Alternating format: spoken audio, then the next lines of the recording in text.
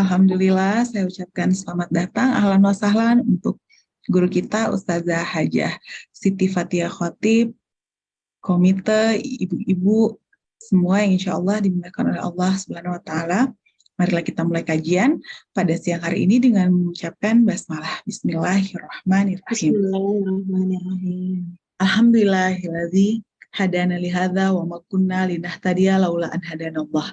Asyhadu an la ilaha illallah wahdahu la syarikalah wa asyhadu anna Muhammadan abduhu wa rasuluh. Amma ba'd. Qala Allah Ta'ala fil Qur'anil Karim, a'udzu billahi minasyaitonir rajim. Bismillahirrahmanirrahim. Yarfa'illahu alladzina amanu minkum walladzina utul ilma darajah. Alhamdulillah, segala puji bagi Allah yang telah memberikan kita begitu banyak nikmat, di antaranya nikmat sehat, nikmat iman, nikmat Islam, serta nikmat waktu luang, sehingga pada siang hari ini bertepatan dengan tanggal 11 Sya'ban 1444 Hijriah, Allah kumpulkan kita secara virtual di majelis ilmu kajian keluarga Azhari dalam keadaan sehat walafiat. Kita doakan semoga teman-teman kita yang saat ini belum bisa bergabung dengan kita, entah karena sakit atau ada hajat, semoga Allah Subhanahu wa Ta'ala segera angkat penyakitnya, sekaligus juga diangkat dosa-dosanya, serta dimudahkan segala hajatnya di dunia maupun di akhirat. Ikhwati fillah, marilah kita memperbanyak sholawat dan taslim kepada Nabi besar Muhammad SAW beserta seluruh keluarga dan para sahabatnya. Semoga dengan banyaknya bersholawat, kelak kita di akhirat termasuk orang-orang yang mendapat naungan beliau Rasulullah Muhammad SAW. Baiklah, untuk menambah keberkahan kita, kajian kita pada siang hari ini, marilah kita sama-sama mendengar lantunan ayat suci Al-Quran yang akan dibacakan oleh qiraah kita, Mbak Rara, dan sari tilawah yang akan dibacakan oleh Mbak Ika. Kepada Mbak Ika dan Mbak Rara, saya persilahkan. Assalamualaikum warahmatullahi wabarakatuh. Waalaikumsalam warahmatullahi wabarakatuh. A'udzu billahi minasyaitonir rajim. Bismillahirrahmanirrahim. Hurrimat 'alaikum ummahatukum wa banatukum wa akhawatukum wa ammatukum wa khalatukum wa banatul akhi wa banatul ukhti wa ummahatukum allati arda'nakum wa akhawatukum minar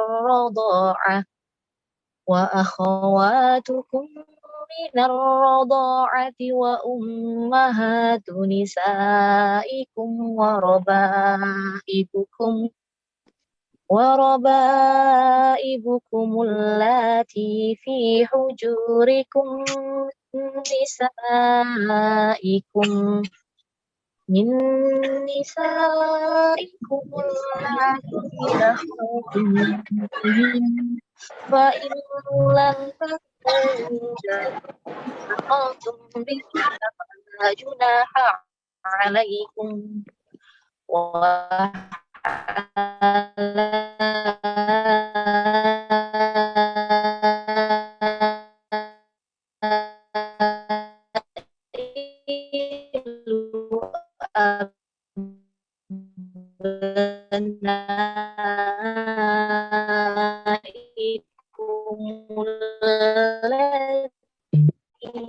min aslabikum wa an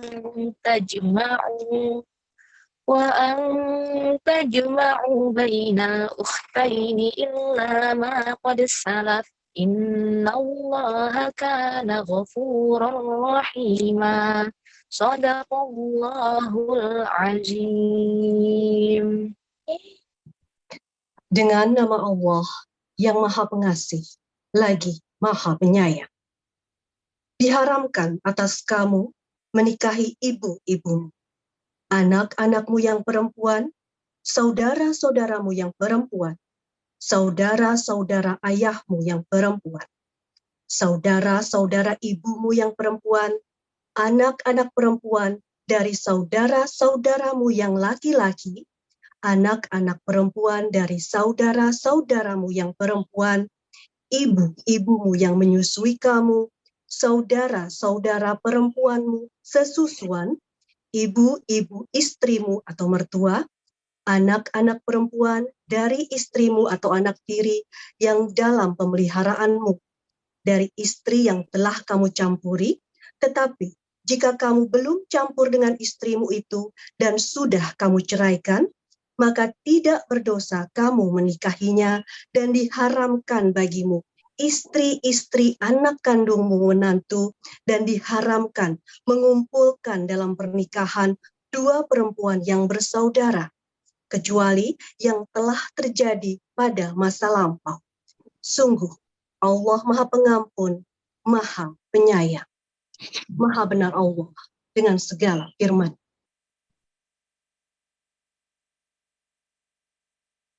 Baik, jazakumullah khair untuk Mbak Rara dan Mbak Ika yang telah membacakan Al-Quran dan juga sari tilawahnya. Semoga baik yang membaca maupun yang menyimak mendapatkan keberkahan dari Allah Subhanahu wa Ta'ala. Amin ya Rabbal Alamin. Tidak lupa saya ingatkan untuk jamaah yang ingin memberikan infak terbaiknya demi kelangsungan kajian, info rekening infak dapat dicek di kolom chat. Jazakumullah khair. Baiklah, akhwati fillah, seperti kata pepatah, tak kenal maka ta'aruf. Pada siang hari ini, saya akan sedikit membacakan kurikulum kita, guru kita hari ini, Ustazah Hajah Siti Fathia Khotib LCMA. Baiklah, Ustazah Hajah Siti Fathia Khotib LCMA lahir di Jakarta pada tanggal 21 April 1968. Beliau menyelesaikan pendidikan sekolah dasar di SD Negeri Cipinang Besar Utara, Jatinegara, Jakarta Timur, serta SLP dan SLA di Lembaga Pendidikan Islam At-Taqwa Ujung Harapan Bekasi.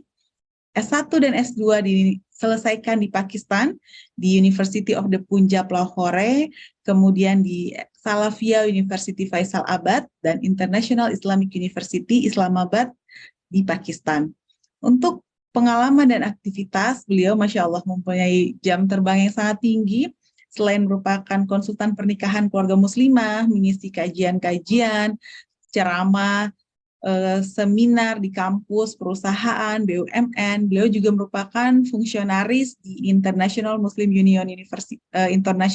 Union Chapter Indonesia, fungsionaris di Persatuan Sarjana Muslimah Indonesia, pimpinan Pusat Wanita Islam, juga merupakan narasumber di berbagai program TV, di antaranya di TVRI dalam acara Untukmu Ibu Indonesia, Hikmah Pagi, Serambi Islami dan Indahnya Pagi, juga di TV One dalam program Titian Iman, Damai Indonesiaku, dan Assalamualaikum Nusantara, serta narasumber di TV One di acara Hasanah dan Halal. Selain itu, beliau juga merupakan pengasuh dan narasumber di kajian tafsir Al-Huda Jakarta Timur, serta safari dakwah di Jabodetabek dan berbagai wilayah Indonesia. Masya Allah, tabarakallah, sungguh hari ini merupakan kehormatan bagi kita semua sekaligus rezeki dari Allah Subhanahu wa Ta'ala. Kita dapat bertatap muka dan menimba ilmu dari beliau. Oleh karena itu, tanpa memperanjang kata, marilah kita mulai kajian hari ini dengan mendengarkan tausiah dari Ibu Hajah Siti Fathia Khotib. Marilah kita luruskan niat, mata-mata belajar untuk mencari keridhaan Allah, siapkan alat tulis terbaik untuk mengikat ilmu dengan catatan. Kepada Ustazah, saya persilahkan.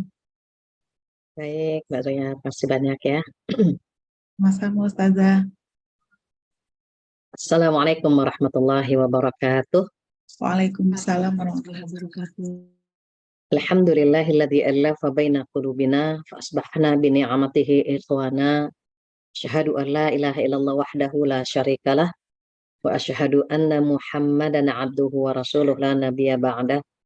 Alhamdulillah dan alhamdulillah pada pertemuan hari ini saya merasa walaupun baru pertama tapi wajahnya familiar sekali ya ibu-ibu di SD Azhari ini. Mudah-mudahan pertemuan yang singkat bisa menumbuhkan rasa cinta dan kasih karena Allah Subhanahu wa Ta'ala. Semoga ukhuwah kita Allah jaga, dan semoga yang join dalam pengajian hari ini Allah berikan badan yang sehat, umur yang panjang, bisa bertemu dengan bulan Ramadan, dan mudah-mudahan semua yang hadir hari ini diberikan anak-anak yang soleh-solehah, kita semua bertetangga di jannah. Amin ya rabbal alamin. Amin ya rabbal alamin. Tak lupa salawat dan salam kita sampaikan kepada kekasih kita Rasulullah Shallallahu Alaihi Wasallam, kepada keluarga besarnya, para sahabatnya dan pengikutnya. Mudah-mudahan kita pengikut yang setia sampai akhir usia kita, insya Allah. Amin ya rabbal alamin. Alhamdulillah dan alhamdulillah ini biasanya long weekend gini ya, atau pekanan gini, ibu-ibu solehah sedang berada di luar gitu ya, entah karena shopping atau traveling. Tapi ibu-ibu di sini luar biasa, jam segini nggak sedang istirahat, tapi sedang menuntut ilmu. Mudah-mudahan ilmunya bermanfaat, dan kemudian ilmu ini bisa ditransfer ke teman-teman yang kebetulan tidak bisa join dalam pengajian hari ini. Harapannya apa? Harapannya menjadi jariah buat kita semuanya, insya Allah. Amin ya rabbal alamin. Hari ini tema kita tentang mahram. Apa sih mahram? Mahram itu adalah yang haram dinikahi. Ada mahram, ada muhrim. Kalau bahasa Indonesia itu muhrim. Sebenarnya muhrim itu adalah orang yang menggunakan kain ihram atau yang sedang melakukan ihram, namanya muhrim. Namun karena kita terbiasa gitu ya, kalau misalnya nggak mau salaman, maaf ya bukan muhrim gitu ya. Sebetulnya muhrim itu yang menggunakan kain ihram atau yang sedang berihram, namanya muhrim. Kalau yang tidak boleh dinikahi siapa? Mahram gitu ya. Nah, mahram ini pasti teman-teman ibu-ibu solehah sudah tahu sebetulnya mahram itu siapa dan siapa. Namun mungkin untuk memperkaya, menambah wacana atau ilmu sehingga kita membahas tentang mahram. Mahram itu ada dua macam. Ada mahram mu'abbad, ada mahram mu'aqqad. Apa mu'abbad? Abada, selama-lamanya. Dia menjadi mahram kita, menjadi haram menikah dengan kita selama-lamanya. Ada lagi namanya mahram mu'aqqad, waktu. Jadi mu'aqqad itu pakai waktu. Mahramnya sementara saja karena ada sebab tertentu. Sehingga ketika sebabnya hilang, maka mahramnya juga hilang gitu. Nah, namun yang ingin kita pelajari detail hari ini adalah mahram selama-lamanya. Surat An-Nisa yang sudah dibacakan oleh Mbak Ika atau Mbak siapa tadi? Mbak Rara ya? Mbak Rara, Ustazah. Ya, Mbak Rara dengan Mbak Ika yang terjemahannya ya. Mbak Rara sudah membacakan surat An-Nisa ayat 23. Jadi surat An-Nisa ini cara Allah mengenalkan kepada kita siapa saja mahram kita. Kalau kita lihat dari ayatnya, aduh confuse ya, bingung ya, disebutkan oleh Allah Subhanahu wa Ta'ala banyak sekali gitu. Maka agar lebih mudah kita mengenalnya, agar lebih mudah kita menghafalnya, maka saya akan buat 3 klasifikasi. Jadi kalau kita baca surat An-Nisa, oh yang haram dinikahi fulanah, fulanah, fulanah, fulanah gitu ya, ngapalnya susah. Maka saya buat ringkasan, saya buat klasifikasi, mahram itu dibagi menjadi 3. Apa saja? Yang pertama mahram karena nasab. Karena faktor keturunan, maka dia haram dinikahi. Diingat ya, mahram artinya adalah yang haram dinikahi. Nah, kalau wanita-wanita ini yang haram dinikahi, itu ada 3 macam, kita akan mudah menghafalnya. Yang pertama apa tadi? Yang pertama adalah wanita-wanita yang haram dinikahi karena faktor nasab, karena faktor keturunan. Mereka ada 7 orang. Nah, 7 orang ini disebutkan oleh Allah Subhanahu wa Ta'ala, hurrimat gitu ya, diharamkan atasmu menikahi. Yang pertama siapa? Ibu-ibumu. Jadi haram selama-lamanya menikahi ibu-ibu kita. Yang kedua siapa? Yang kedua adalah anak-anak perempuanmu. Berarti haram selama-lamanya. Walaupun anak tersebut dibesarkan oleh om, oleh tante, oleh ajudannya, tetap dia haram selama-lamanya dinikahi. Yang ketiga siapa? Yang ketiga saudara-saudara perempuan kita, teteh, kakak, adik perempuan haram dinikahi selama-lamanya. Yang keempat siapa? Yang keempat adalah bibi atau tante gitu ya dari pihak ayah. Bibi atau tante dari pihak ayah haram dinikahi selama-lamanya. Langsung ya, adiknya ayah atau kakaknya ayah. Macam-macam ya, kita nyebutnya ada yang tante, ada yang bibi gitu ya. Itu haram dinikahi. Yang selanjutnya yang kelima, saudara-saudara perempuan dari ibu. Sama bibi atau tante tapi dari pihak ibu, adiknya ibu, kakaknya ibu, itu haram dinikahi. Selanjutnya siapa? Yang selanjutnya yang keenam adalah keponakan dari saudara laki-laki. Kita punya abang atau adik laki-laki, anaknya dia haram dinikahi. Keponakan dari saudara-saudara laki-laki. Yang terakhir siapa? Keponakan dari saudara-saudara perempuan. Jadi kalau yang keenam keponakan dari saudara laki-laki gitu ya. Sementara yang ketujuh keponakan dari saudara-saudara perempuan. Ini haram dinikahi semuanya. Namanya apa? Namanya mahram selama-lamanya karena nasab. Karena faktor keturunan 7 orang ini haram kita nikahi. Itu klasifikasi yang pertama. Atau kalau saya boleh mempermudah, buat 3 kolom gitu ya. Ada 3 kolom. Kolom yang pertama haram dinikahi karena faktor keturunan. 7 ini tolong dihafal. Kenapa? Ketika anak kita nanya, bunda aku boleh nggak nikah sama adiknya bunda? Haram nak, gitu. Itu yang namanya mahram. Jadi nggak mikir-mikir sebentar ya, catatan bunda di mana ya? Kita nggak mikir lagi. Karena kita sudah harus hafal gitu ya, dan anak kita harus tahu gitu ya, terkait dengan mahram dari sisi atau dari faktor nasab. Ada yang kedua, mahram yang kedua adalah mahram karena pernikahan. Karena sebab pernikahan, maka dia jadi mahram gitu. Nah, ini ada 4 orang. Siapa mereka? Yang pertama adalah ibu mertua. Ibu mertua walaupun bohai, walaupun cantik, haram dinikahi. Sekarang kan lagi ngetren nih, ibu mertua selingkuh sama menantu, haram, haram. Jadi dia udah jadi anak kita ya, menantu itu sama dengan anak, haram dinikahi. Yang kedua siapa? Menantu. Ini gampang ngapalinnya. Kolom kedua ini agak gampang karena tinggal kebalikannya saja. Yang pertama ibu mertua, yang kedua menantu. Gitu ya. Berarti sama menantu nggak batal, tidak batal. Berarti juga boleh kita membuka jilbab dengan menantu kita karena menantu itu posisinya seperti anak. Menantu itu tidak ada mantannya. Mantan suami ada, mantan istri ada, mantan mertua tidak ada.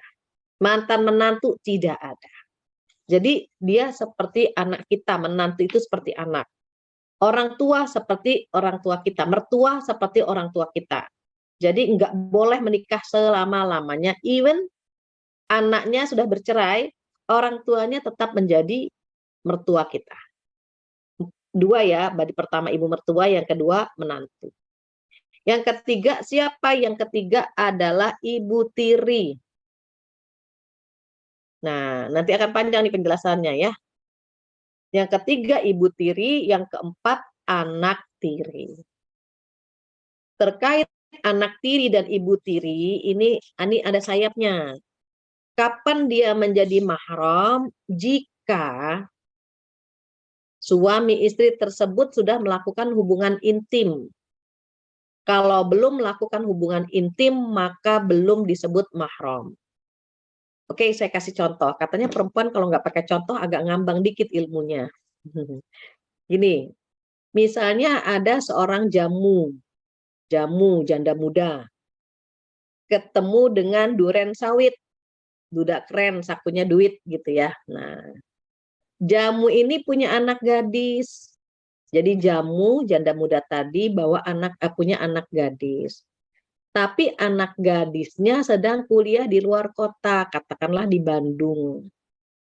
Saat jamu dan duren bertemu, gitu ya, kebetulan qadarullahnya istrinya sedang mens, sehingga tidak bisa melakukan hubungan intim. Tiba-tiba anak tirinya datang. Assalamualaikum, selamat ya ayah, bunda dengan pernikahan ini. Terus ayah tirinya nanya, siapa dia? Gitu. Oh iya, ini anakku. Nah, ternyata ayah tirinya seneng sama anak tiri ini. Sebaliknya pun juga demikian ya. Anak tiri yang lihat, wow, mama pinter juga nih milih suami misalnya. Anak tirinya jatuh cinta sama bapak tirinya. Qadarullah tadi, ibunya belum melakukan hubungan intim karena sedang mens gitu. Ketika ibunya bersih, nanya dong, ayah kok kita nggak melakukan apapun sebagaimana layaknya suami istri.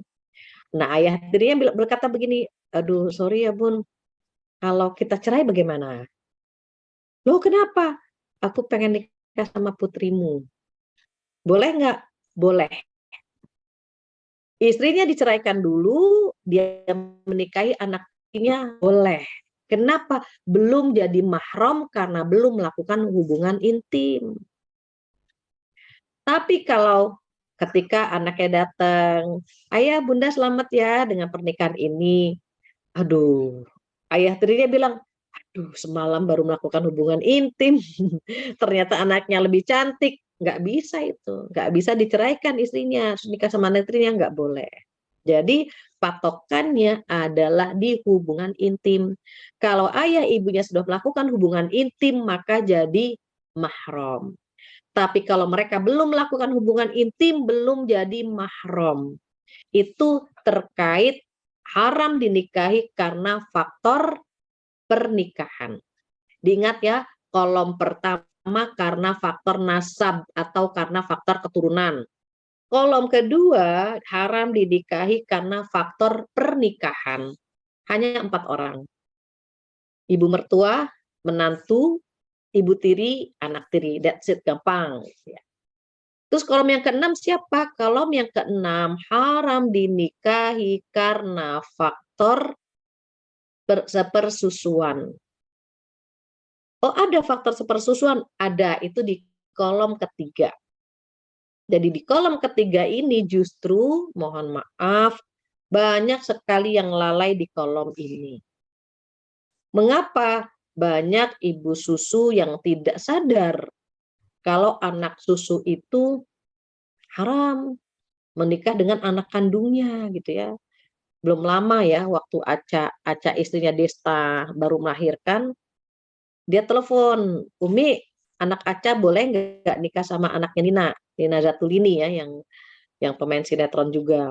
Terus saya tanya, anaknya ini masih nyusu, masih nggak apa-apa kan Umi? Dia bilang sama-sama anak perempuan kan, sama-sama anak laki-laki. Saya bilang, Cak, haram dinikahi bukan karena faktor satu kelamin laki-laki dengan perempuan, tidak. Semua anak yang menyusu dengan kita haram menikah dengan semua anak kita. Ah begitu, dia bilang, iya. Semua, dan ini sangat lalai, orang tua sangat lalai di kolom ketiga ini. Maka kalau saya ke rumah sakit, melahirkan di rumah sakit, suka ditanya, Bu Fatia, babynya mau taruh di ruang baby atau gitu ya bersama ibu? Saya tanya dulu. Ini nanti di ruang baby dikasih ASI gitu atau dikasih susu formula. Kalau mereka bilang oh pakai ASI Bu, nanti ASInya ibu peras, nanti dikasih ke baby. Saya langsung bilang apa sama susternya, anak saya bersama saya. Kenapa? Kalau susu saya diperas, ditaruh di botol, dan susternya nggak paham, misalnya anak saya nangis dikasih susu botol itu, Anak orang nangis dikasih susu botol itu, kalau sudah 5 isapan, maka anak tersebut menjadi anak susu saya. Dan itu mengkhawatirkan. Kenapa?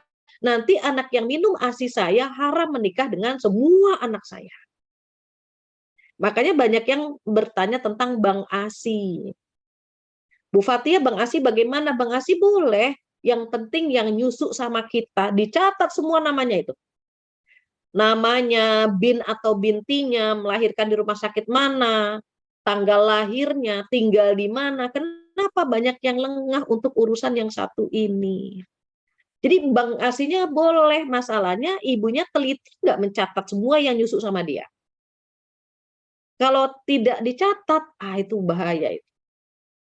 Ada jamaah saya, murid saya bertanya, Bu Fatia, bagaimana kalau ternyata adik kakak persusuan menikah? Saya bilang wajib cerai. Oh gitu ya Bu, iya itu haram, saya bilang. Bagaimana kalau mereka tidak tahu ibunya berdosa dan bertanggung jawab dengan hal ini? Ceritalah dia, ternyata ada seorang anak yang kuliah di Bandung, mereka biasalah cinlok gitu. Mereka nikah, setelah diusut, ternyata menantunya itu adalah anak sepersusuan. Yang menyedihkan sudah punya anak. Ya Allah, saya bilang, ini orang tuanya nggak ngasih tahu, Mbak. Enggak, Bu. Bahkan malah dia lupa, dia menganggap biasa-biasa saja. Hati-hati nih para ibu. Banyak para ibu yang tidak care, nggak peduli dengan hukum yang terkait dengan mahram. Dia bilang, ini bagaimana Bu Fatia? Ceraikan. Mereka harus bercerai, kenapa? Karena haram menikah dengan saudara susu. Terus syaratnya apa menikah untuk menjadi saudara susu? Syaratnya ada 2. Yang pertama 5 isapan lebih, entah itu langsung ataupun pakai botol ya. Contoh misalnya ada anak nangis kita susui, dia nyusu sama kita 5 isapan, 5 kali, udah dia jadi anak susu kita. Otomatis anak ini tidak boleh menikah dengan semua anak kita. 5 isapan ya, nggak nunggu lama-lama, 5 isapan sudah jadi mahram. Maka buat teman-teman yang qadarullah tidak dititipkan anak, saya kadang menyarankan mereka mengadopsi anak dan menyusuinya lewat bibinya atau tantenya. Misal contoh, dia punya adik perempuan sedang menyusui. Saya bilang, cepat adopsi. Cepat adopsi, nanti disusui sama adik kita. Otomatis dia statusnya jadi keponakan. Karena kan yang menyusui adik kita. Otomatis dia menjadi seakan-akan keponakan. Jadi anak susu dari adik kita. Berarti kita nggak pakai jilbab, nggak apa-apa kan sama keponakan gitu. Ambil anak laki-laki. Kalau mau dapat anak perempuan, ngambilnya dari saudara suami. Biar suami jadi mahram dengan anak perempuan kita. Alhamdulillah banyak yang DM ke saya, mereka DM, Bu Fatia, alhamdulillah terima kasih sarannya, sekarang saya sudah punya anak. Dan dia mahram buat saya karena dia disusui oleh adik saya. Alhamdulillah. Ini solusi yang Allah berikan lewat saudara susu. Namun gitu, di sisi yang lain, mohon maaf, kalau mengadopsi anak dan dia bukan mahram, ketika sudah balik harus disampaikan. Ada kasus di Jakarta Timur. Seorang ibu bertanya, saya tuh curiga dengan suami saya. Curiga kenapa? Karena ketika anak angkatnya yang perempuan manja banget sama ayahnya. Dia sudah gadis, sudah umur 17 tahun gitu ya, dia manja gitu. Ayahnya kan tahu itu anak angkat. Tapi anak ini nggak tahu kalau itu adalah ayah angkatnya. Dia gelendotan, dia pegangan, dia cium pipi kanan, cium pipi kiri. Dia nggak tahu kalau itu ayah angkatnya. Tapi kan ayahnya tahu bahwa itu adalah bukan mahramnya. Boleh nggak nikah sama anak angkat? Oh boleh. Kan nggak ada hubungan mahram. Maka itu yang membuat kita harus hati-hati jika kita mengadopsi anak dan ternyata tidak ada hubungan mahram sama sekali. Kecuali yang tadi itu tips itu. Kalau mau ngadopsi anak laki-laki, ambil dari saudara kita. Nih mumpung nih adik kita lagi nyusui, ambil anak laki-laki, susui sama adik perempuan kita. Itu jadi keponakan atau jadi mahram. Kalau misalnya saudara laki-laki saudara suami yang lagi menyusui, adopsi anak perempuan. Biar dia jadi mahram buat suami. Itu solusi insya Allah. Jadi faktor yang pertama ya, faktor sepersusuan yang pertama adalah 5 isapan. 5 isapan lebih. Kalau baru 3 isapan, enggak jadi. Dan itu akumulasi. Jangan direkayasa hukum Allah. 2 copot, 3 copot gitu ya. Enggak, diakumulasi. Totally setelah 5 isapan, udah jadi anak sepersusuan. Hati-hati ya ibu-ibu solehah, jangan menyusui sembarang orang. Even awalnya kita kasihan, tapi dia tidak akan pernah bisa menjadi menantu kita. Ini kasus terjadi dengan kakak kelas saya di Pakistan. Saya biasa manggil teteh sama kakak. Yang teteh dari Sulawesi ya, yang kakak dari Sumatera. Mereka berteman dekat sekali. Bahkan sempat ada obrolan ya, nanti kita besanan yuk gitu, dekat sekali. Qadarullah, anaknya kakak laki-laki, anaknya teteh perempuan. Nah, ketika suatu hari teteh ini anaknya laki-laki ya, nitip, Kak, saya mau ke pasar ya, gitu. Titip ya, anak laki-laki saya titip. Oke. Karena kalau di Pakistan itu kan kita tinggal di apartemen ya, bareng-bareng gitu. Pergilah teteh ini ke pasar. Ingat ya, teteh punya anak laki-laki. Qadarullah, anak ini nangis. Refleks. Kakaknya itu ngegendong, disusui gitu ya. Terus pas teteh pulang, teh tadi itu nangis gitu. Saya susuin. Ya, dia langsung teriak. Ya, teteh kenapa disusui? Kita kan udah sepakat mau besanan. Gitu. Ya, kaget juga dia. Iya ya, aduh gitu. Akhirnya mereka cerita nih, kakak ini cerita ke saya. Aduh, saya nyesel banget nyusuin dia. Kenapa? Sekarang anak ini hafal Quran, seorang pengusaha. Tampan pula gitu ya. Tapi tidak bisa saya jadikan menantu. Nggak bisa jadi menantu saya karena saya nyusuin dia. Bukan hanya yang bareng ya ibu-ibu, bukan hanya yang bareng nyusu, bukan. Tapi semua anak kakak ini nggak bisa nikah sama dia. Aduh, dia nyeselnya luar biasa, ya Allah, dia bilang. Akhirnya ya nggak jadi besanan mereka. Karena tadi anaknya teteh yang laki-laki ini disusui sama anaknya kakak. Otomatis si abang yang ganteng ini nggak bisa nikah dengan semua anaknya kakak tadi. Jadi syarat yang pertama 5 isapan. Syarat yang kedua untuk menjadi saudara susu bagaimana? Usianya 2 tahun ke bawah. Kalau masih 2 tahun ke bawah, jadi saudara susu. Tapi kalau sudah 2 tahun ke atas, nggak jadi saudara susu. Misalnya ada anak umur 2 tahun setengah. Dia biasanya kalau tidur ngempeng, ngerti ngempeng nggak ya? Nyusu gitu. Even dia sama siapa aja, even nggak sama ibunya gitu ya. Dia kalau mau tidur tuh harus ngempeng gitu. Terus misalnya ibunya ke rumah sakit gitu ya, dia dititipin. Umurnya sudah 2 tahun setengah, dia ngempeng sama kita, minum susu kita, nggak jadi. Kenapa? Umurnya sudah 2 tahun setengah. Jadi untuk saudara susu, anak sepersusuan, itu usianya 2 tahun ke bawah. Gitu ya. 2 tahun ke bawah, 2 tahun ke atas, enggak. Nah itu terkait kolom ketiga, di mana wanita-wanita tersebut haram dinikahi karena faktor sepersusuan. Kalau ibu-ibu hafal kolom pertama dengan kolom kedua, kolom pertama kan 7 orang. Kolom kedua 4 orang, jadi berapa? 11 kan? Nah, sepersusuan bisa jadi 22 orang. Jika yang disusui 1 orang, maka yang haram dinikahi menjadi 22 orang. Jika yang disusui 3, bisa jadi menjadi 33 orang yang diharamkan. Coba kasihan kan anak kita, semakin sempit ruang mahramnya.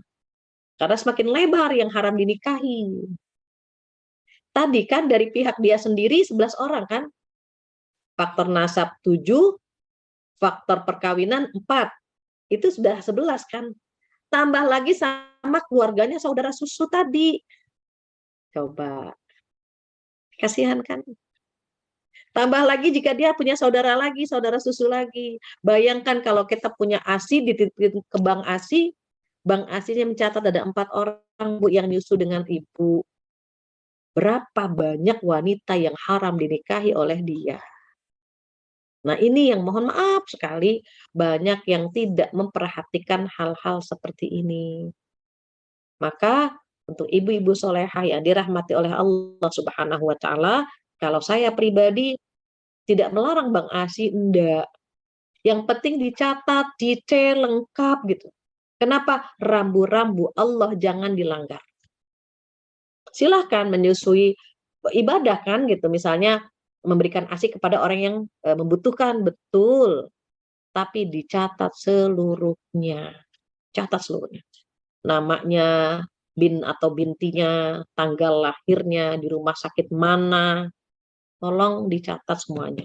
Jangan sampai hal-hal yang terjadi di lapangan itu mengerikan ya, buat saya mengerikan, lantaran mereka nikah dengan saudara sepersusuan. Itu terkait dengan yang haram dinikahi karena faktor sepersusuan. Jadi berarti dengan ayat ini di surat An-Nisa ayat 22 sampai 24 gitu ya. Itu banyak sekali yang perlu kita garis bawahi. Nah, kita lanjut ya. Kalau tadi kan 7 ya. Di ayat selanjutnya begini. Anak-anak perempuan dari saudara-saudara perempuanmu, ibu-ibu yang menyusuimu, itu sudah jadi mahram kan? Ibu-ibu yang menyusuimu, saudara perempuan sepersusuan tuh, ibu-ibu istrimu atau mertua, anak-anak istrimu yang berada dalam pemeliharaanmu dan istri-istri yang telah kamu campuri. Tadi mertua, menantu itu nggak ada bekasnya. Kemudian anak tiri, ibu tiri tergantung. Kalau sudah melakukan hubungan intim jadi mahram, jika belum melakukan hubungan intim belum jadi mahram.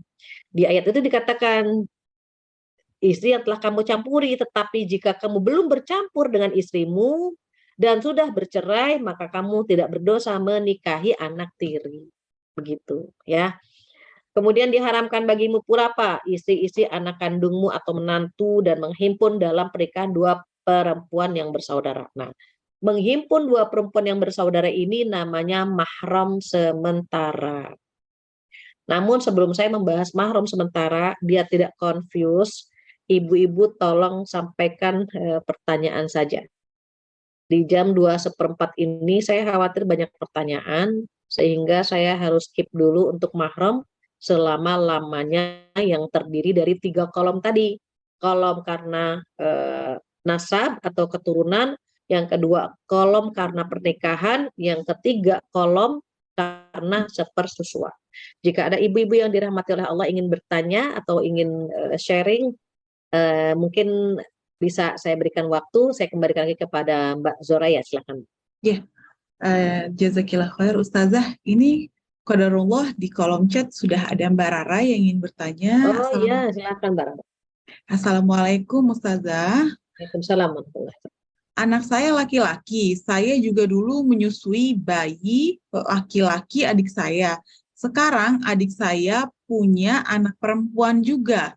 Tidak saya susui. Pertanyaan saya, apa keponakan perempuan saya ini bisa membuka kerudung di depan anak laki-laki dan suami saya? Sebentar. Pertanyaan. Yang nyusu sama Mbak Rara, anaknya laki atau perempuan? Anak laki-laki adiknya Mbak Rara. Anak keponakan laki-laki ya berarti ya? Iya. Keponakan laki-laki menyusu dengan Mbak Rara? Iya. Oke. Yang terus coba. sekarang adik saya punya anak perempuan juga. Jadi adiknya itu dulu punya anak laki disusuin Mbak Rara. Terus sekarang adiknya ini punya anak perempuan tapi tidak disusui oleh Mbak Rara.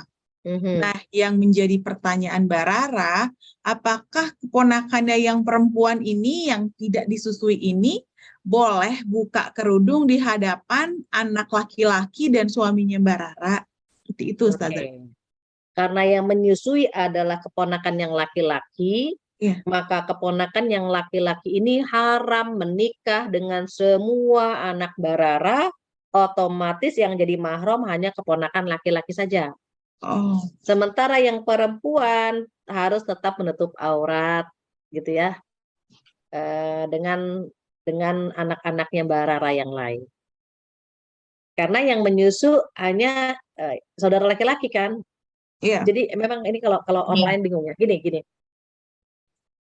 A dengan B ya. A dengan B. Kakak adik atau A dengan B beda lah. Kakak adik maupun orang lain. A punya anak 1, 2, 3, 4, 5 gitu ya.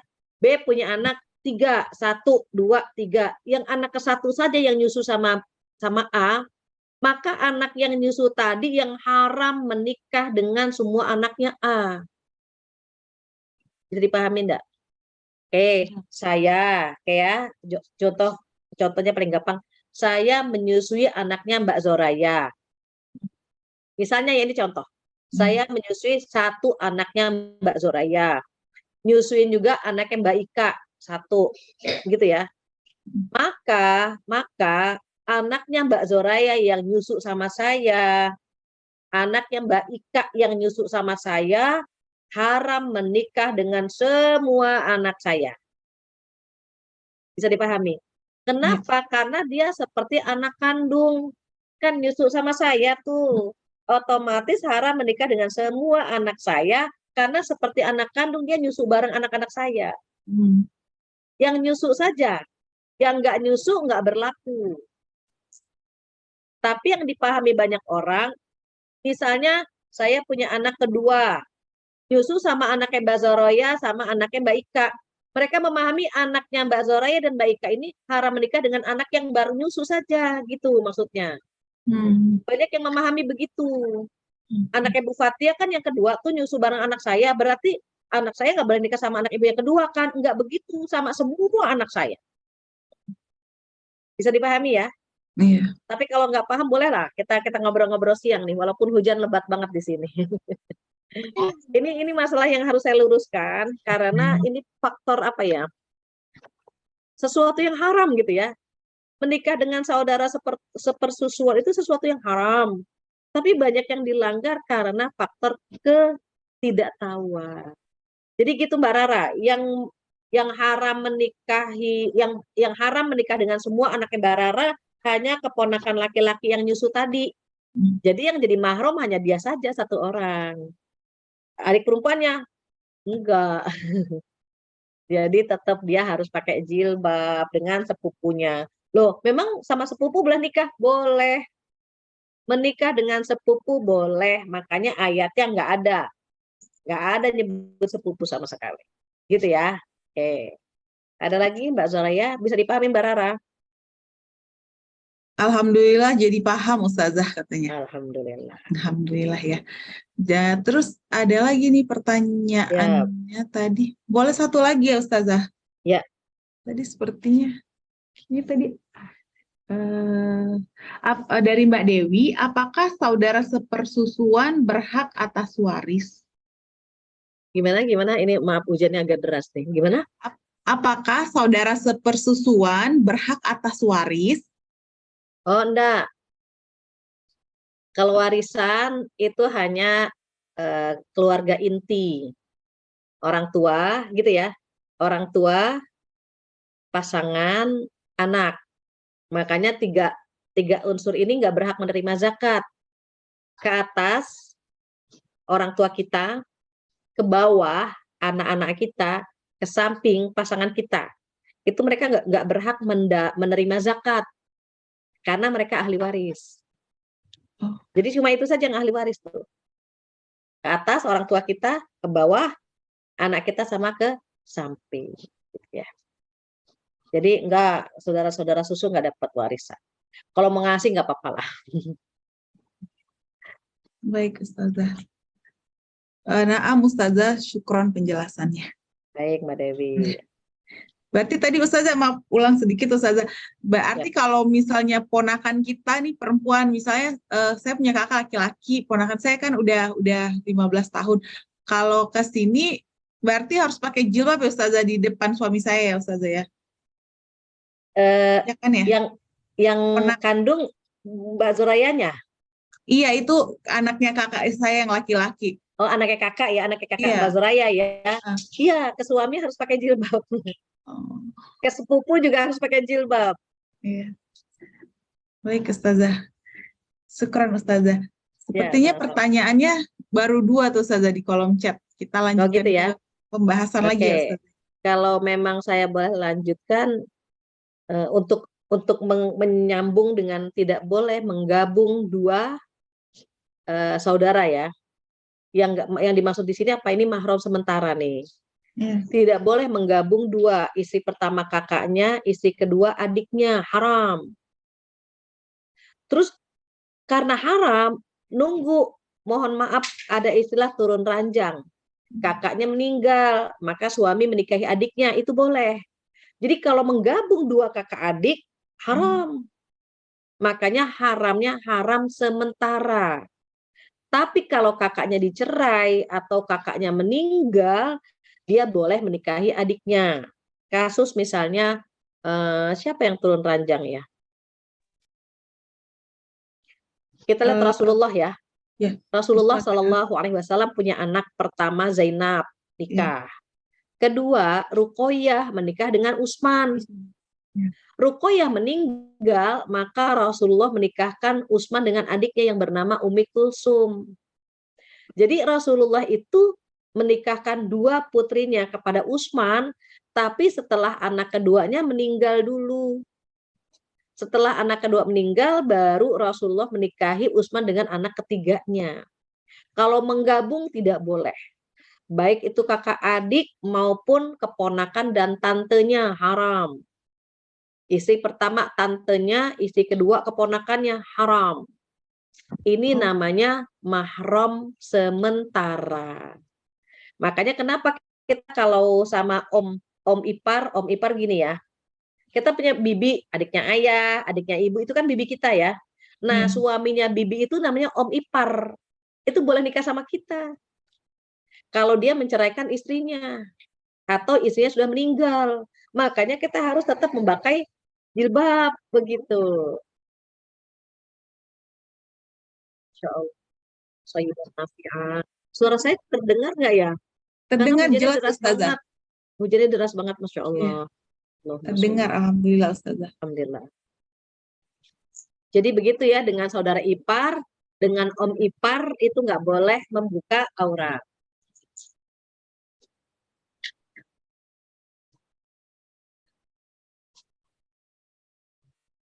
Ada pertanyaan lagi dari ibu-ibu solehah?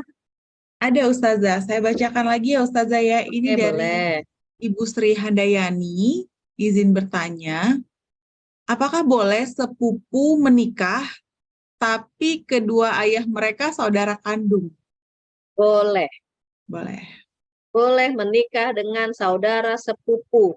Mau itu ayahnya perempuan, mau ayahnya laki-laki saudara dengan ibunya gitu.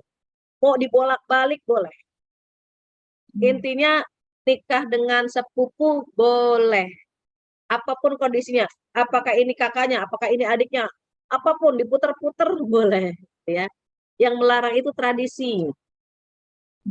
Tradisi yang melarangnya nggak boleh kalau perempuannya itu kakak sepupu karena dia lebih tua, enggak, itu cuma tradisi saja yang melarang. Kalau agama Islam dibolehkan menikah dengan sepupu. Jadi kita kalau ketemu sama sepupu harus nutup aurat. Nggak bisa, kita terkadang saking akrabnya ya sama sepupu gitu ya, suka salaman, cipika-cipiki, haram itu. Begitu. Baik, ya kita tapi fleksibel ya, maksudnya gini, luas aja sih. Gitu. Ketemu mereka, ketemu sepupu ngobrol luas, tapi nggak boleh bersentuhan gitu. Itu aja, nggak boleh kaku juga. Maaf ya, bukan mahram, nggak gitu juga gitu. Kita ngobrol sama saudara, heboh, seru, tetap gitu. Cuma nggak boleh sentuhan aja. Jangan sampai nanti pas udah tahu materi ini jadi kaku semua sama sepupu. Jangan juga ya. Ada lagi enggak? Sudah, Ustaz. Sepertinya sudah, Ustazah. Termasuk kalau dengan sepupunya orang tua itu boleh ya, Ustazah, seperti Ali bin Abi Thalib kan dengan Fatimah Az-Zahra itu ya kan, Sepupu Ustazah ya? yang langsung aja boleh, apalagi Iya, sepupu yang orang tua boleh banget. sepupunya orang tua ya. Iya, Ya. iya. Baik, Jadi Ustazah. boleh nikah sama anaknya sepupu. Sama sepupu boleh, sama anaknya sepupu ya boleh banget gitu. Sama Iya, sepupu saja boleh, apalagi sama anaknya sepupu. Berarti kan lebih jauh kan iya. gitu. Ini udah ada yang raise hand, ingin bertanya langsung. Sepertinya kalau ngetik ribet tuh Ya, pengen langsung nih, Ustazah. Uni, silakan Uni. Iya, jazakillah khair Mbak Yaya. Iya, Kim. ya Mbak Fitri Assalamualaikum silakan. Ustazah. Afwan, ini mau Waalaikumsalam. tanya cuman apa? Kalau nulis tadi kelamaan, jadi mending saya. Betul, iya. Enakan langsung ngobrol. Iya, tadi kan Ustazah sampaikan kalau kita maunya mengadopsi anak perempuan itu Hmm, dari kita adopsi anak perempuan, nanti kita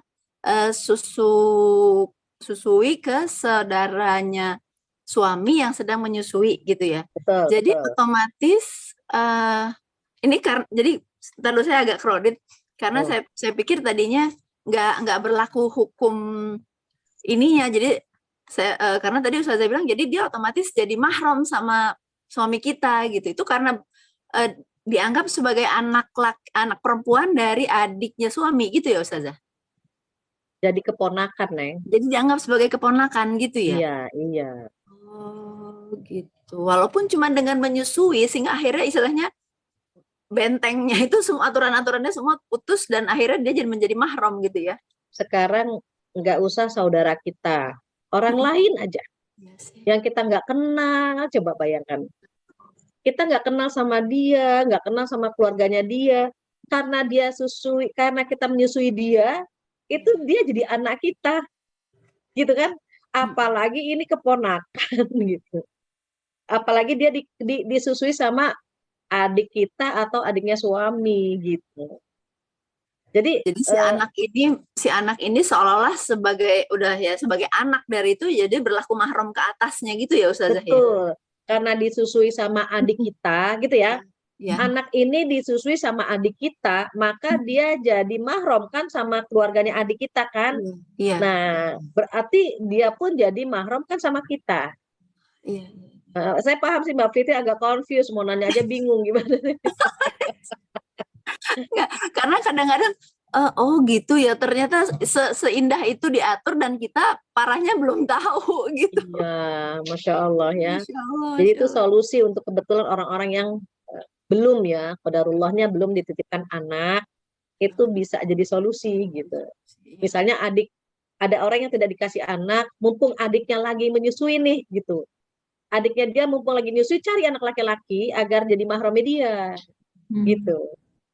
Kalau adiknya suami yang lagi nyusui, cari saudara perempuan biar dia mahram sama suami. Enak kan? Anak angkat tapi mahram gitu. Demikian Baik, ya Allah. jazakillah khair. Ya, amin. Kalau ditulis malah bingung Mbak Fitri nih, nulisnya apa. Ada yang lain lagi? Kita sampai jam berapa nih rencananya? Jam 3, insya Allah sampai jam 3, Ustazah. Jam 3 ya? Iya. Ada yang mau ditanyakan atau mau saya tambahkan terkait mahram sementara? Sepertinya kita ditambahkan materi dulu aja ya, Ustazah ya. Oke. Ini biasanya saya kalau membahas mahram itu, mahram selama-lamanya 1 kali pertemuan, mahram sementara 1 kali pertemuan ya. Tapi ternyata waktunya cukup lama ya, sampai jam 3 ya. Iya. Oke, saya tambah ya, mahram sementara ada 8.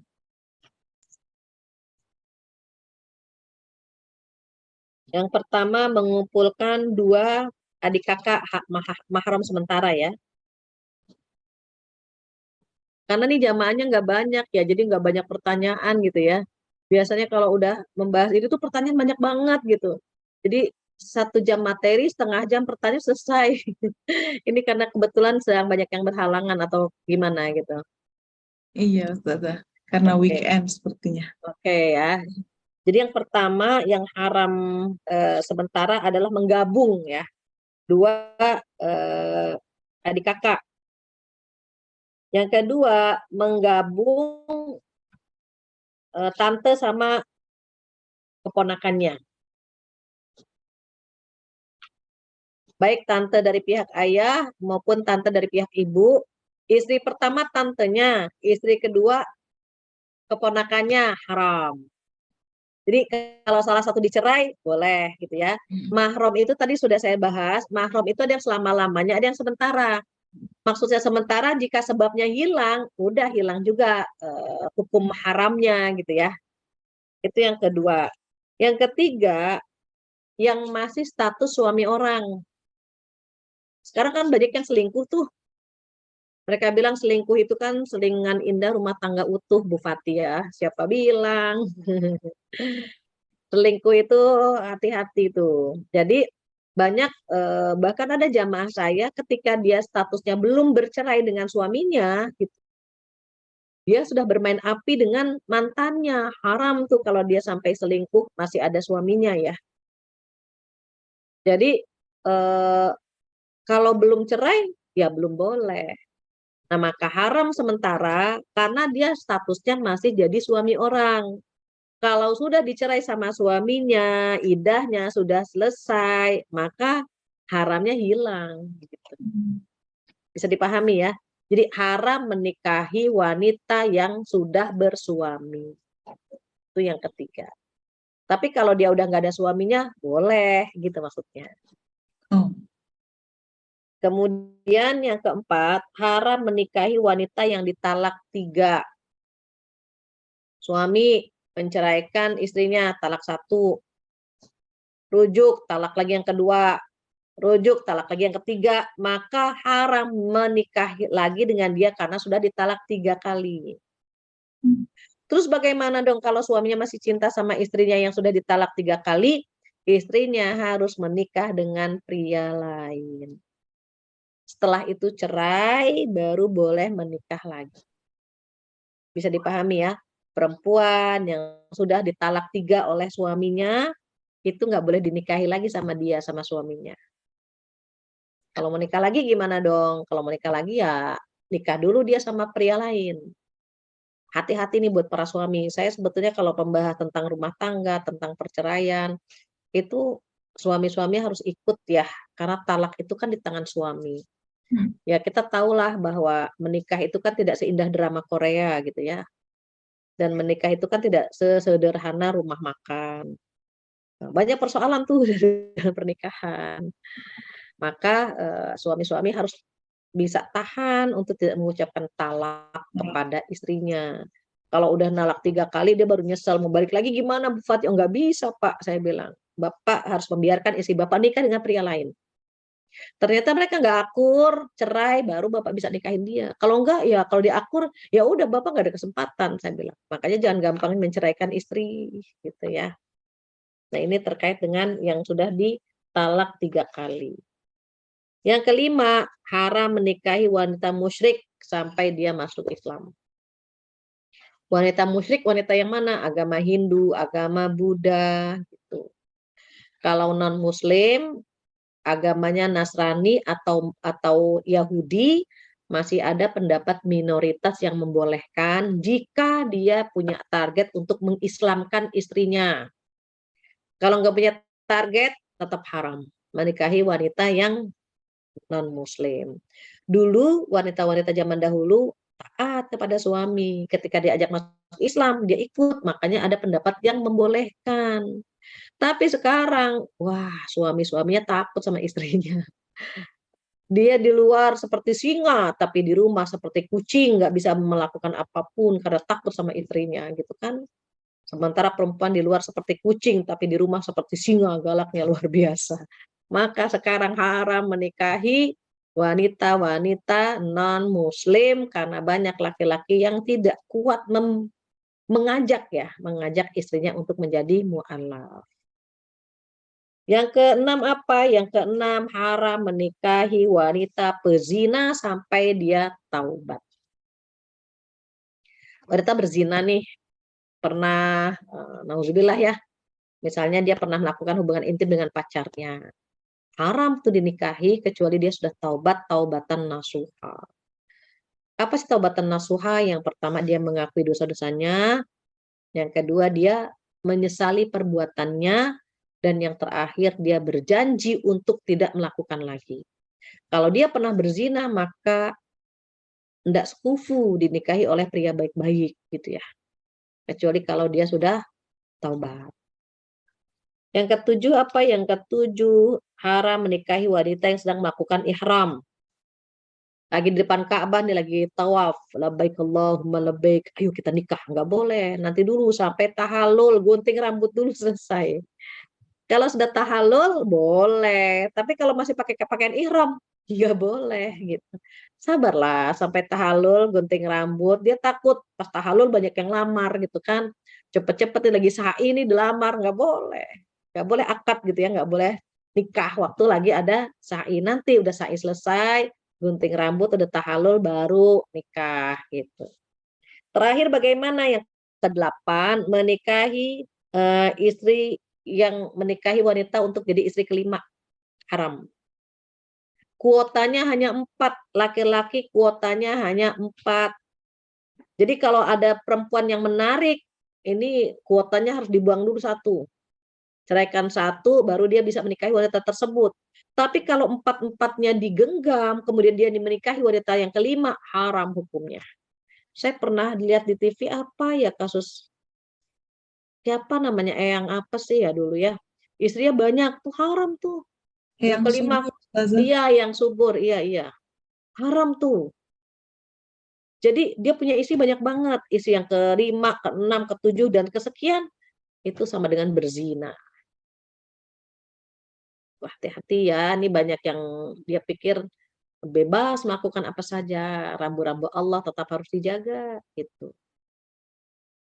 Nah, itu 8 hukum yang haram untuk dinikahi ya, tapi haramnya cuma sementara. Karena ada sebab, ketika sebabnya hilang, maka hukumnya juga hilang. Nah, ini ada hadis, hati-hati dengan ipar. Ipar itu maut gitu kata Rasulullah. Apa yang dimaksud dengan ipar maut? Ipar itu bisa mematikan rumah tangga kita. Jadi kita terkadang nyaman dengan ipar ya, atau adik kita gitu kan, ipar dengan suami. Ada di kasus di Jakarta Selatan, mungkin ibu-ibu pernah dengar. Jadi seorang suami istri, istrinya melahirkan. Karena mereka memiliki keterbatasan dana, nggak bisa mengambil hodimah gitu ya, babysitter dan seterusnya. Kata istrinya apa? Kalau gitu adik saya aja ya dari kampung dipanggil gitu. Dipanggil untuk bantu nyuci, masak, ngurus anak. Ternyata sampai urusan keranjang pun diurusin sama adik iparnya. Qadarullah hamil, adik iparnya ini hamil, maka nangislah istri yang baru melahirkan, dia mendapatkan info bahwa adik kandungnya itu hamil. Karena haram menggabung 2 istri tadi ya, ingat kan? Istri pertama kakaknya, istri kedua adiknya kan haram. Karena haram dan dia tahu tidak boleh menggabung, maka istrinya itu bilang apa? Ayah, ceraikan saya. Nikahi adik saya. Karena kalau tidak bertanggung jawab, adik saya siapa yang nikahi? Ayah harus bertanggung jawab, perih ya, baru melahirkan, suaminya berzina, dan berzina dengan adik kandungnya. Maka dengan terpaksa suaminya menceraikan istrinya, itu dramatis banget gitu ya. Akhirnya suaminya menikah dengan adik kandungnya. Demikian wallahu a'lam. Baik, kan mau bertanya silahkan. Ya, silakan Mbak Ika. Iya, saya tuh kan masih awam banget ya ini, Ustazah. Saya pernah baca, ada yang bilang, saya sama suami bukan mahram. Saya kok jadi bingung bacanya. Itu gimana sih maksudnya, Ustazah? Di sisi itu, Mbak Ika dengan suami bukan mahram karena bisa nikah. Kan kalau sama mahram nggak boleh nikah. Tapi maksudnya kok kayak dia menegasi sesuatu gitu, enggak ya? Enggak. Kalau Mbak Ika sama suami mahram, Mbak Ika nggak boleh nikah. Oke, berarti bener ya? Oke. Bener. Tapi dari sisi ketika kita musafir, suami jadi mahram, begitu. Nggak boleh kan kita misalnya berangkat pergi sendirian tanpa mahram. Maksudnya diantar sama orang tua, sama adik, sama kakak, sama suami. Dari sisi itu dia sudah masuk ke dalam mahram untuk safar, boleh mendampingi kita, begitu maksudnya. Oke. Baik. Iya. Terima kasih, Ustazah. Iya, sama-sama. Nggak bingung kan? Enggak. Udah. Ada lagi, Neng? Ustazah, maaf saya boleh bertanya yang tadi tentang Boleh. talak tadi tuh wanita yang sudah ditalak 3 ya Ustazah. Betul. Yang tadi. Nah, yang saya tuh suka bingung gini Ustazah. Hukum talak itu ketika suami ngomong 1 kali itu jatuh talak 1. Satu, ya. Seperti itu kan ya Ustazah ya. Terus Betul. misalnya melewati masa iddah, kalau tidak rujuk berarti jatuh talak 2 itu dengan sendirinya Ustazah. Enggak, bukan begitu, Ya. Neng. Atau seperti apa Ustazah ya? Iya itu saya bingung di bagian itu Ustazah. Gini, suami istri ya, saya buat simulasi deh, biar gampang. Anggaplah ini yang hitam tempat kacamata saya suami ya, yang tisu istri. Nah, biasa kan kalau misalnya lagi cekcok ya, suami cekcok nih, misalnya suami cekcok dia bilang, kamu saya cerai, gitu ya, kamu saya cerai. Nah, setelah cerai, istri ini nggak boleh ninggalin rumah sampai iddah selesai. Iddahnya kapan? Tergantung. Kalau dia tidak hamil, iddahnya 3 bulan. Tapi kalau dia hamil, iddahnya sampai melahirkan. Maka saat suami mengatakan, kamu saya cerai, dia tetap di situ, di rumah itu, dan suaminya masih wajib menafkahi istrinya. Sampai iddah selesai. Oke, bisa dipahami di situ ya. Terus kalau iddahnya selesai bagaimana? Maka si istri sudah boleh menikah dengan pria lain. Kan iddahnya sudah selesai, bebas dong dia. Dia boleh nikah sama pria lain. Kalau mau rujuk ke suaminya boleh nggak? Boleh juga. Tapi pakai akad baru seperti dia nikah dengan orang lain. Nah, tapi kalau misalnya belum sampai iddahnya belum selesai nih, belum 3 bulan. Suaminya udah ngedeketin aja, Nat, gitu. Balikan. Oh ya udah bilang sama ibuku mau rujuk misalnya. Dirujuk nih sebelum iddah selesai. Ini nggak usah pakai akad baru seperti pengantin baru, nggak perlu mahar, nggak perlu gitu. Tapi kalau udah iddahnya selesai, suami mau balik lagi, itu seperti pernikahan baru, ada mahar, ada wali, ada gitu maksudnya. Bisa dipahami nggak, Mbak Zoraya? Talak 2 yang mana? Nah, ini talak 2 nih misalnya gini. Dia udah dicerai nih istrinya, udah dicerai, tapi baru 2 bulan, belum selesai iddah, suaminya bilang kita rujuk lagi yuk. Rujuklah dia. Ibu, saya mau ngejemput atau saya mau rujuk sama anak ibu, nikah lagi kan? Tapi baru berapa bulan berantem lagi, dicerai lagi, itu talak yang kedua gitu. Makanya ini rumah tangga tuh unik banget. Berantem ketawa gitu aja ya kerjaannya ya. Nah, terus sudah nih akur, ketawa ketiwi, keramas lagi gitu kan. Akhir bulan, tanggung bulan berantem lagi dia. Berantem lagi, dicerai lagi nih istrinya. Nah, itu talak 3 tuh begitu Mbak Zoraya. Oh. Jadi talak ketiga itu nggak pakai masa iddah lagi, itu udah jatuh talak langsung nggak pakai masa iddah lagi ya Ustaz ya? Kalau udah ngomongin Ada 3 kali. tetap ada. talak ketiga tetap ada iddah, cuma si suami nggak bisa balik ke sini. Tetap dong pakai Oh, iddah. oh, jadi kalau walaupun masa idahnya udah selesai atau di tengah-tengah masa idah itu ngajak balik itu nggak boleh ya Ustazah ya? Kalau Nggak udah yang bisa. ketiga ya. Udah nggak bisa. Tolong bilang sama suami, sama anak laki-laki, sama semua yang punya kepentingan di urusan ini, jangan sembarangan menjatuhkan talak. Karena kalau sudah talak 3, nggak bisa balik lagi. Gitu ya, Neng?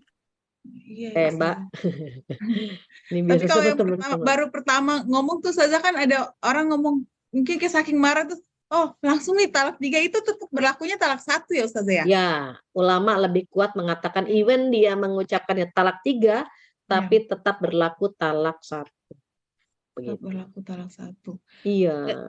Dan kalau yang maaf Ustazah mau menegaskan aja Ustazah kan soalnya banyak kejadiannya maksudnya udah mengucapkan talak yang pertama, setelah itu dalam masa idah udah lewat masa idah, tapi karena selama ini kan banyak orang awam berpikirnya kalau suaminya ngajak berhubungan berarti itu udah batal ya Ustazah ya. Maksudnya udah batal bisa rujuk lagi, tapi padahal udah lewat gitu masa Iya, idahnya. iya. Kan Iya, dianggapnya bisa betul. udah balikan aja lagi. Padahal tadi Ustazah ini sih yang saya catat itu harus akad lagi ya Ustazah ya. Kalau iddahnya sudah selesai, Iya. maka ketika istrinya akan nikah, boleh baik sama mantan suaminya atau dengan pria lain, sama akad baru. Kalau iddahnya sudah selesai. Iddahnya itu 3 bulan. Tapi kalau iddah belum selesai, suaminya masih boleh. Kalau iddah belum selesai ya, suaminya boleh rujuk. Tapi kalau iddahnya sudah selesai, hak istri mau nikah sama sama suami yang lain juga boleh gitu. Dia pengen ganti casing nih, wah udah udah cukup lah iddahnya selesai gitu. Dia perempuan pakai iddah, kalau laki-laki nggak pakai iddah ya, istrinya masih ada juga kan dia boleh nikah lagi. Iya betul Ustazah ya. Dan Iya, itu jadi dan maaf Ustazah, jadi kayak lafaz talak itu kan ada yang orang enggak, suaminya nggak ngerasa bahwa itu talak tadi, enggak itu tadi lagi emosi aja gitu. Itu jatuh, tetap jatuh talak nggak sih Ustazah? Maksudnya suaminya bilang jatuh, enggak niat gitu. nggak jatuh. Oh enggak. Yang nggak jatuh kalau marahnya sudah melampaui batas kemampuan. Contoh misalnya tangannya berdarah-darah ya, kena pisau atau kena apa dia nggak sadar. ATM atau duit di kantong diambil dia nggak sadar. Kalau ATM atau duitnya diambil dia masih marah, uangku gitu, berarti masih sadar dia. Orang talak seringnya kan lagi marah. Ini yang marahnya di luar batas kemampuannya dia. Orang marah, jarang orang lagi makan-makan. Mah, talak yuk, talak. Jarang. Orang nalak lagi marah. Iya. Baik Ustazah, jazakillah khair Ustazah. Iya, amin. Ini rancu nih antara mahram, talak, nikah, campur semua hari ini. Iya Ustazah, mumpung ketemu Ustazah soalnya jarang-jarang ketemu. Baik Ustazah, di 10 menit terakhir nih akan dibuka kuis Ustazah. Jadi Ustazah silahkan memberikan 2 pertanyaan dan jamaah akan menjawab baik mau raise hand ataupun kolom chat cepet-cepetan aja. Oke, siap. 2 pertanyaan ya. Ya, 2 Ustazah. Pertanyaan pertama. Tolong sebutkan 3 kolom yang diharamkan, wanita yang diharamkan dinikahi. Baik, 3 kolom. 3 kolom. 3 kolom. Ya, silahkan. Kan tadi sudah saya kasih kan faktor A, faktor B, faktor C. Nah, itu. Nah, ada Mbak Dewi yang raise hand. Silakan Mbak Dewi. Ada kolom pertama karena nasab, kolom kedua karena perkawinan atau pernikahan, kolom ketiga karena sepersusuan. Ya, betul. Dapat hadiah haji jika mampu. Iya. Iya, dapat hadiah haji umroh gitu. Brosurnya dulu ya Mbak Dewi ya. Brosurnya dulu pinter ya. Iya. Amin, amin, amin. Amin. Yang kedua Ustazah. Yang kedua, dari kolom pertama karena nasab ada 7. 7 wanita yang haram dinikahi, tolong sebutkan 7-7-nya. 7, iya. Yang ada di kolom pertama ya. Silahkan raise hand aja, ketik lama nih. Ayo raise hand aja. Oh, lagi pada ngebet, lagi ngapalin ini semuanya nih. Lagi nengok contekan Ustazah. Silahkan Ayo, nyont. silahkan. Padahal dari awal udah saya kasih clue-nya ya. Tolong dihafalkan gitu. 7 ini. Udah Ada, ngapal, belum hafal-hafal. iya, silahkan nih. Nih saya kasih Susah. waktu 5 detik nih, kalau nggak ada nih kayaknya Mbak Ika pengen jawab soalnya Ustazah. Tuh kan Iya, bener. Saya udah ngeliat nih dari gesturnya pengen jawab banget nih kayaknya. ih, firasatnya tajam banget sih. Tajam Ustazah. Silahkan Mbak Ika. Ya, Mbak Ika. Tahu aja tuh kalau Mbak Yaya teh udah kayak ini ya. Soulmate, Senayan soulmate, bestie. soulmate kita. Besti, kalau besti begitu biasanya. Iya, Iya. silahkan Mbak Ika. Ada 7 7. tuh ibu, terus Ya, anak perempuan, iya, saudara perempuan, betul. terus bibi, pokoknya yang ada Ya. hubungan saudara sama dari ayah gitu. Terus bibi atau saudara dari ibu, terus Ya. keponakan atau saudara yang laki-laki, terus Gimana? Yang ini gimana yang keenam? Keenam. keponakan dari saudara yang laki-laki. Ya, siap. Ketujuh. Terus yang ketujuh keponakan dari saudara yang perempuan. Sip, hore. Sip. Dapat Ya brosur Allah. umroh lagi, Masya Allah. Haji juga doain ya Ustazah. Amin, ya Allah. Mudah-mudahan Allah. semuanya bisa berangkat umroh, bisa berangkat haji, Insya Allah. Amin. Ya Amin. Allah. Masya Allah. Baiklah Ustazah, jazakillah Ya, khair. Punten. Iya Mbak. Tolong untuk yang pemenangnya untuk hubungi Mbak Tuti ya. Oh iya, Dewi sama Mbak Ika Mbak untuk Dewi dan Mbak kirim Ika alamatnya silahkan ya. menghubungi Mbak Tuti karena akan dikirimkan brosur umrohnya. Siap-siap ya. Dikirimin pempek sama Bu Tuti, Mbak Tuti nih. Ustazah itu lo ngode Mbak Tuti, jangan lupa dikirimin pempek nanti. Buat yang bisa menjawab, keren, berat, Masya Allah. Masya Allah. Baiklah Ustazah dan jamaah sekalian, Masya Allah hari ini pembahasan kita luar biasa. Alhamdulillah. Banyak dan juga ini jadi bekal kita juga Ustazah. Saya bilang ini karena Amin. kita mau mudik kan, ini perlu banget kita tahu Ya, tentang betul. Ustazah ya. Betul, Jadi, betul. maaf-maafan biar kita nggak sama suaminya tante kita cium tangan seperti itu ya Ustazah ya. Karena kita Iya. tahu ya. Iya, Masya paling gini, Om apa kabar? Tetap ramah, tapi Iya. cuman nggak sentuhan aja. Terus gimana dong tahapannya, ujungnya aja yang kena ujungnya. Tapi kan ini nggak begini kan, kalau dulu kan tek gitu ya, sentuhan. Proses pertama ujungnya aja. Gimana Om? Kita tetap rapat nih begini ujungnya. Lama-lama agak ke sini. Lama-lama, Om gitu. Jangan langsung, maaf ya Om, bukan mahram. Kayak gitu. Iya Kok betul. habis ngaji kayaknya gimana gitu kan. Iya, Bertahap lah semuanya. Ya. bertahap. Iya. Masya Baik Allah. Ibu-ibu solehah yang dirahmati oleh Allah Subhanahu wa taala, alhamdulillah kita sudah di penghujung acara. Mudah-mudahan ilmu yang kita dapatkan bermanfaat dan berkah gitu ya. Dan semuanya bisa kita amalkan, kita terapkan, bisa kita sebarkan untuk saudara-saudara kita yang kebetulan belum mendapatkan pencerahan terkait dengan mahram. Jika ada kesempurnaan itu milik Allah saja, jika ada kekurangan dari saya mohon dibukakan pintu maaf yang sebesar-besarnya. Kita tutup dengan doa penutup majelis bersama-sama. Subhanakallahumma wa bihamdika asyhadu an la ilaha illa anta astaghfiruka wa atubu ilaik. Wabillahi taufiq hidayah. Assalamualaikum warahmatullahi wabarakatuh.